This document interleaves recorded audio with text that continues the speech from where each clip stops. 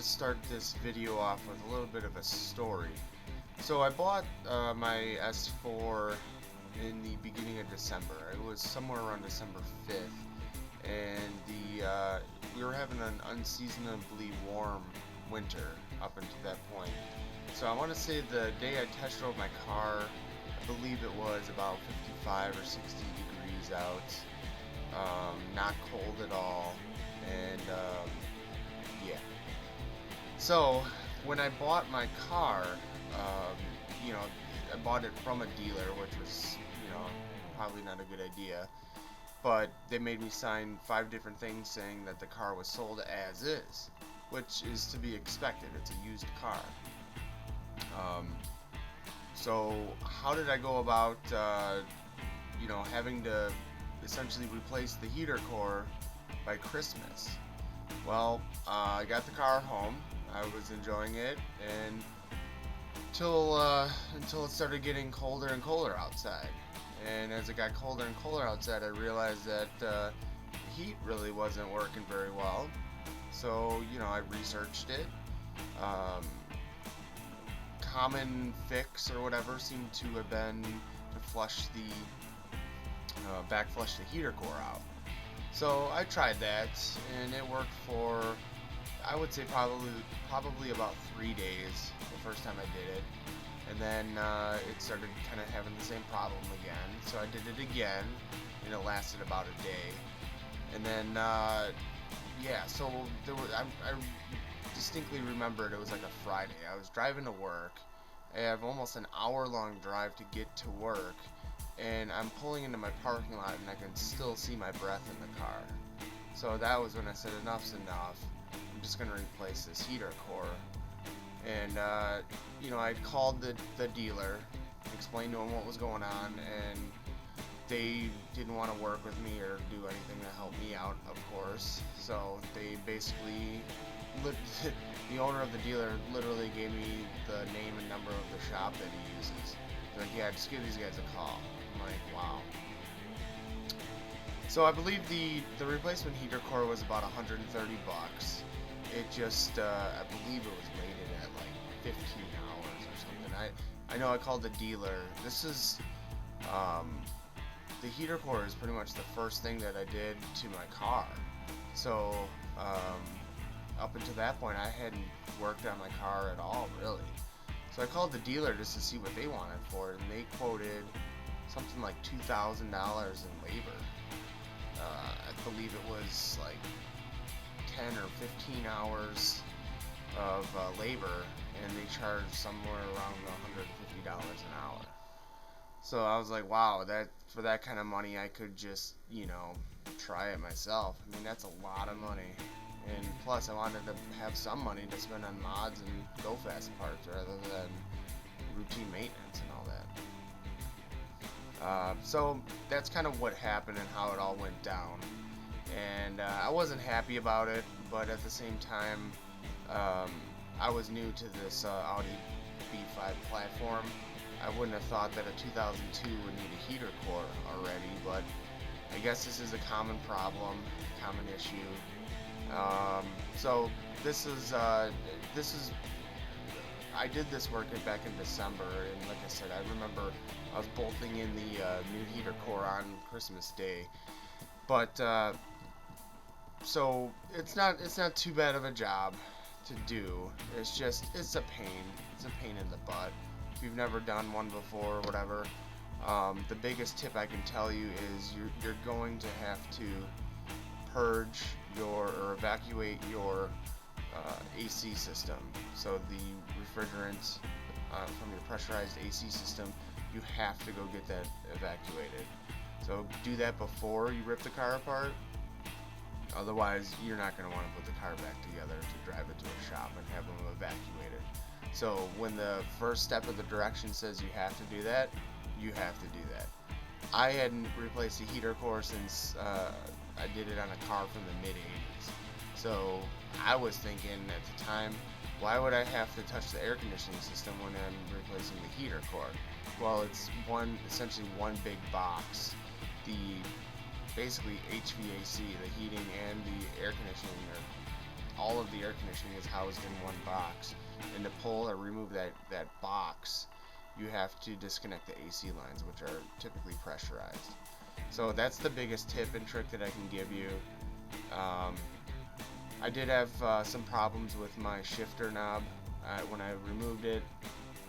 I pulled I guess the chrome button, I pulled that out too far or something, so I was originally going to buy a new shifter to replace it because I thought I broke it, and then after inspecting it more, checking it out more, reading online, I figured out how to reseat that chrome button, and then it seemed to work fine again. So yeah, so this was all done back before I was recording these videos, so I do have a lot of photos, and that's what I'm going to show you now, is just essentially a photo slideshow with me talking over it, showing what I did, how I did it, and yeah, so I guess all I can say is check your cars before you buy them, or when you're test driving them, but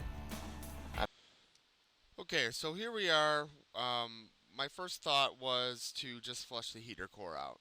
So basically, all I did was I hooked up some clear tubing that I picked up from Home Depot, and I bought some solution from AutoZone that you mix with water and you use it to back flush the heater core. This actually worked pretty well. I was able to get a lot of gunk and almost look like rust deposits out of the heater core. I just used a little 12-volt submersible pump. As you can see, the wires going down into the solution there. That did not work. It worked only maybe for about a day or so. I had heat. So I decided to essentially rip apart the entire dash and replace the heater core. So this is in December. It was starting to get cold out, and it was now or never. So here we are. You can see I'm basically ripping it apart. This is a close-up of the steering wheel with the actual steering wheel removed. Or I'm sorry, this is with the airbag removed, and that's a special Torx bit. So I did have to buy that Torx bit, and here are the keys that I had to use to remove the radio. This is on the passenger side. So here you can kind of see the interior coming apart. I have the dash cluster out, the steering wheel off, the radio out, the passenger glove box and airbag are removed, gear shifter handle, and I try to take many close-up pictures. This is the AC or climate controls that are underneath. Here's the button assembly for the fog lights and the traction control. And I try to take a lot of photos of all the wire looms, all the wire trunks, how they're routed, where they're run. This is looking up just above where the radio would normally mount.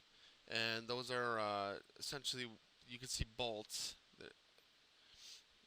So these are the support brackets for the front dash cover. Down below there is the fuses. So this is where it was. This is still has the support brackets in place.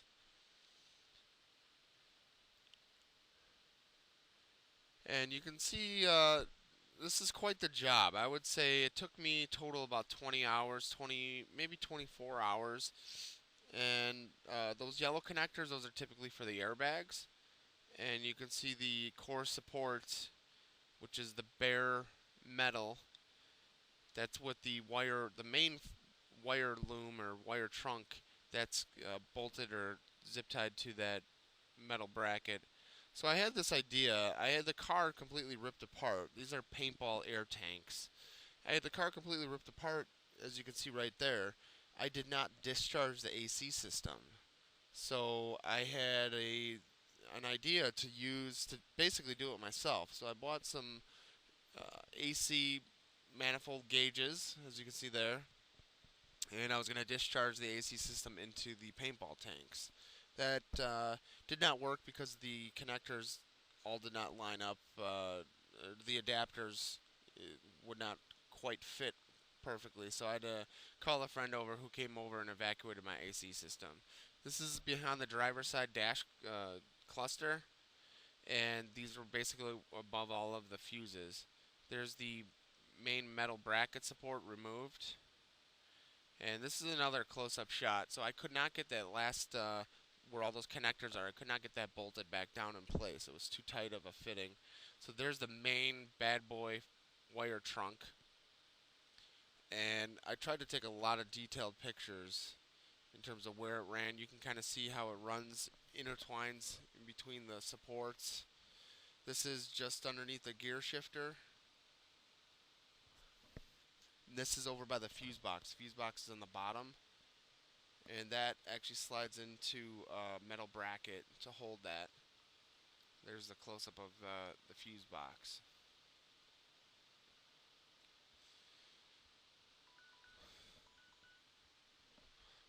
So here you can see got the whole dash. I'm starting to reassemble it at this point. Put it all back together. There's the clock spring. I'm trying to get all the dash pieces lined up, all the little trim pieces. So when I removed them, I believe I removed them incorrectly. So I essentially broke that lower dash column trim piece. Okay, this is me trying to fit the gear shift plate back on. There's kind of a pass-through. That black is a pass-through for the vents, and I believe that needed to go underneath the center column before I put that in there. So the air flows through that to the back seats, and it was kind of a bear to get that in there.